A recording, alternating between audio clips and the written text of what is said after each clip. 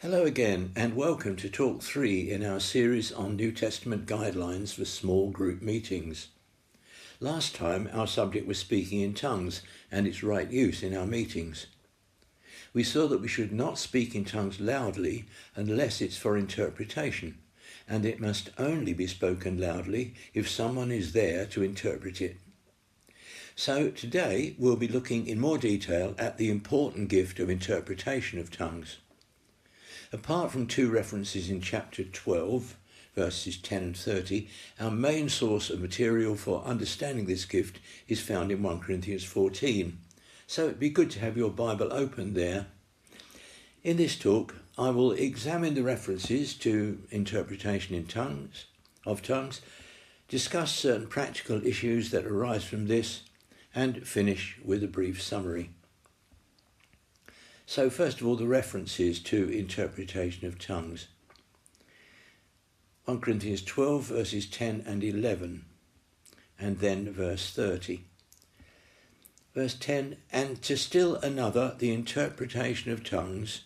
All these are the work of one and the same Spirit, and he gives them to each one just as he determines.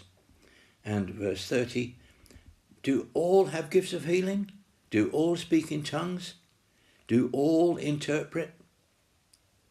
These verses make it clear that not everybody has this gift.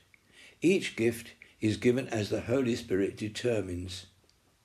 By the way, speaking in tongues in verse 30 refers to its use in church, not to its private use as prayer with one Spirit. And now 1 Corinthians 14 and verse 5. The person who prophesies is greater than the person who speaks in tongues, unless they interpret so that the church may be edified. This verse reveals the purpose of the gift, the edification of the church.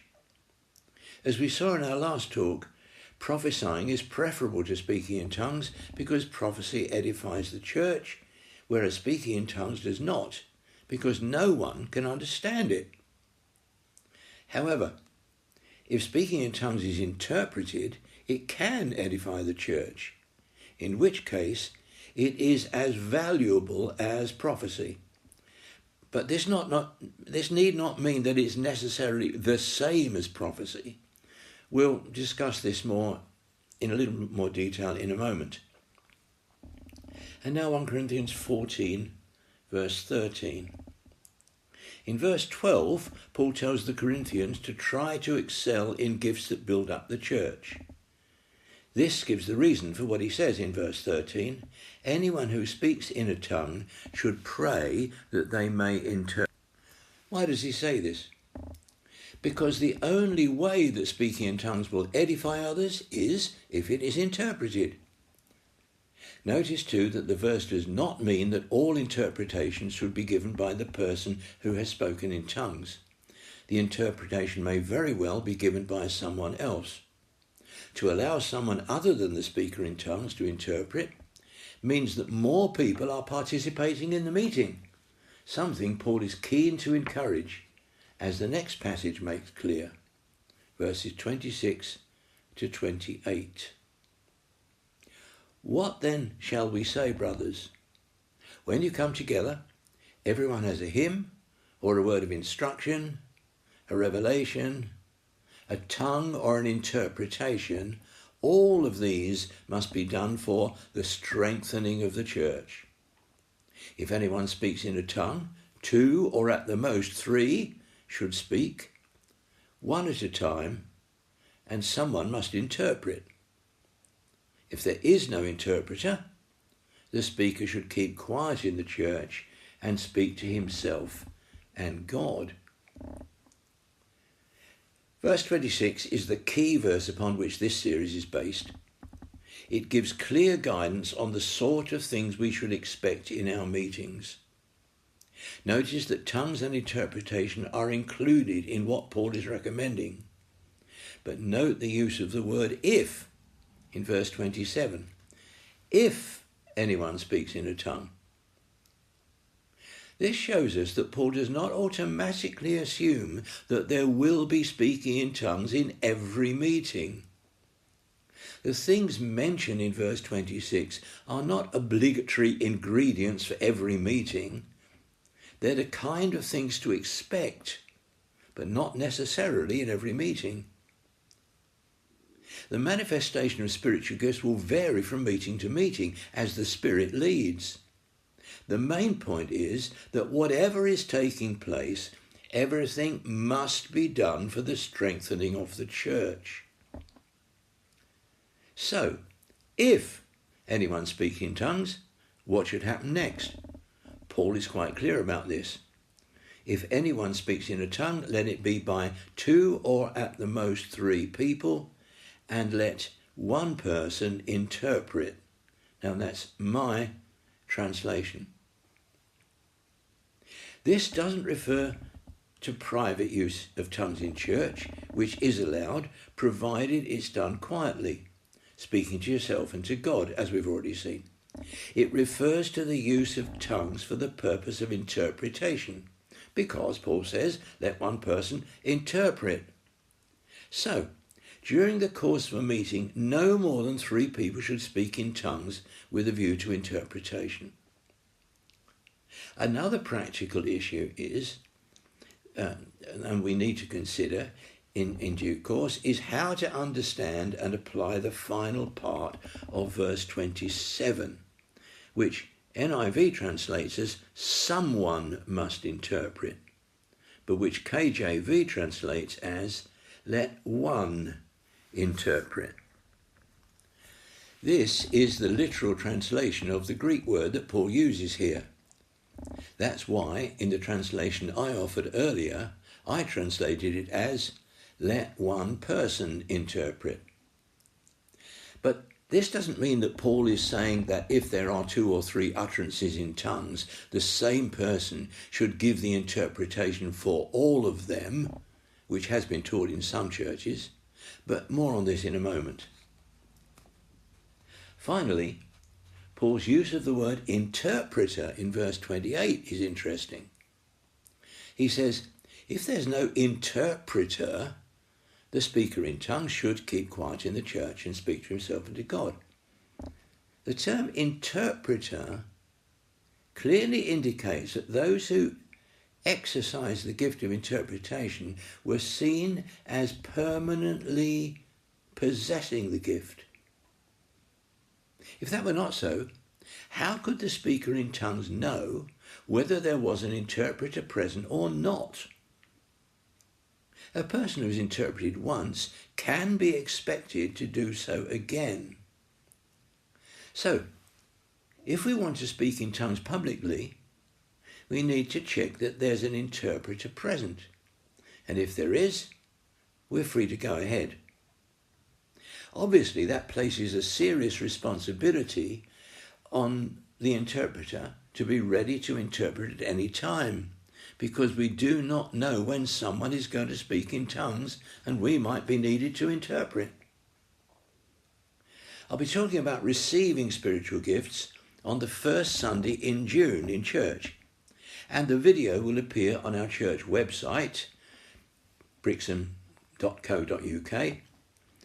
Alternatively, you might like to visit my website, davidpetts.org, and listen to 2 short podcasts I gave in February 2019. They're podcasts numbers 08 and 019. But now, practical issues arising from Paul's teaching. Firstly, the form the gift should take. Prophecy or praise? There's no time to go into much detail about this now, but I've said a bit more in When You Come Together, pages 77 to 79, and still more in Bodybuilders, pages 141 to 144. However, the short answer is this.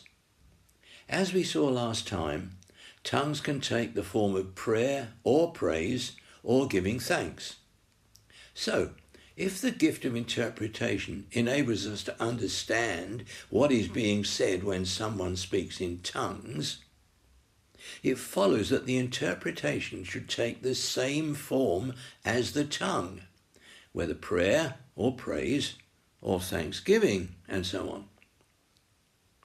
But what about messages in tongues where the interpretation sounds like a prophecy? Those who take the view that interpretation should take the form of a prophecy base their argument on chapter 14, verse 5, where Paul says, the person who prophesies is greater than the person who speaks in tongues unless they interpret, so that the church may be edified. This view has been widely held in Pentecostal churches like ours. The argument goes like this: prophecy edifies the church.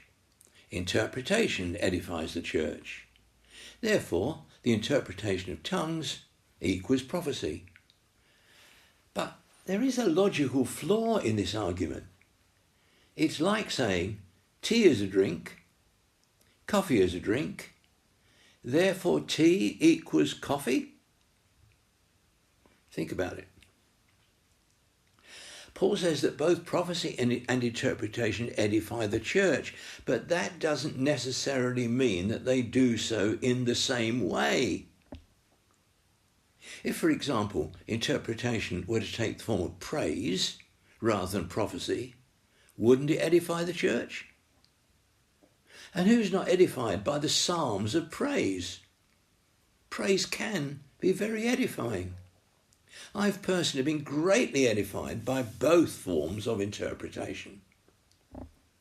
However, other people insist on praise interpretations and base their argument on the NIV translation of 14:2, which reads, "For anyone who speaks in a tongue doesn't speak to men but to God. Indeed, no one understands him." So it's argued, if the tongue is to God, the interpretation must be to God in the form of either praise or prayer.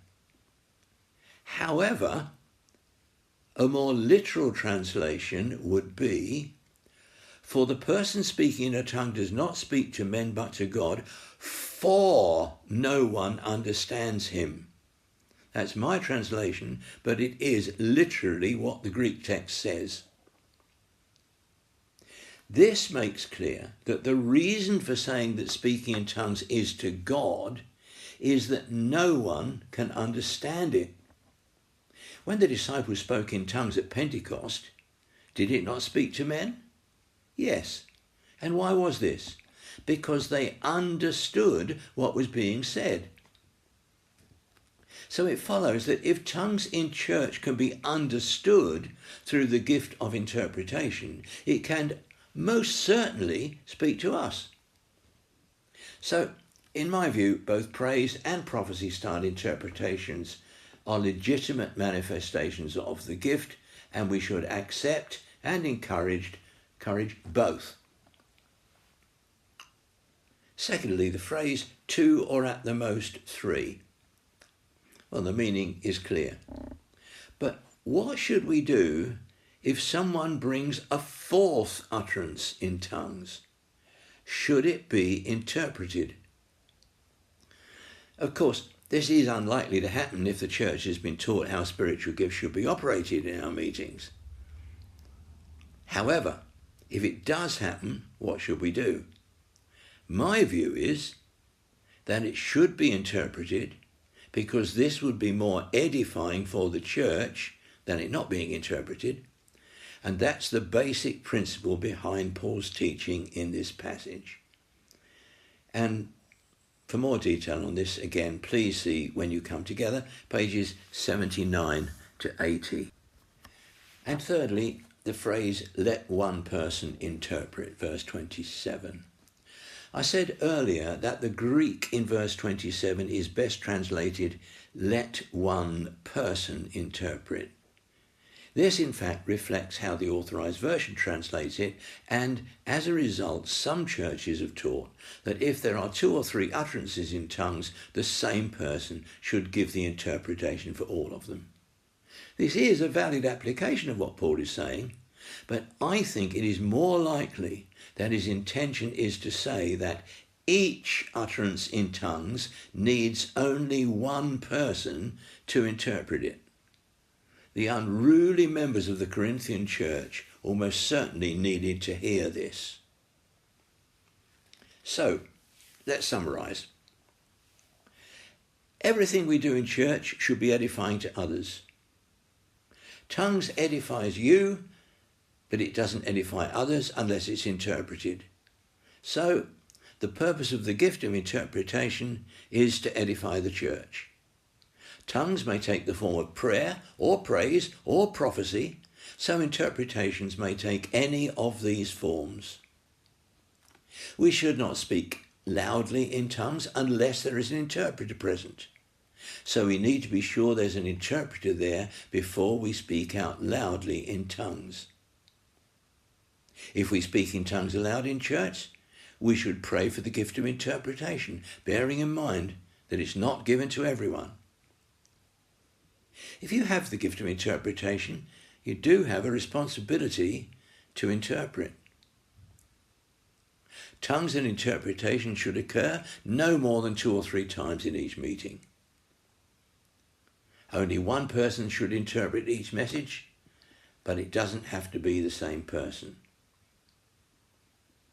Since it's so important for tongues in church to be interpreted, we should all wait for the interpretation to be given before doing anything else, like leading in prayer and so on.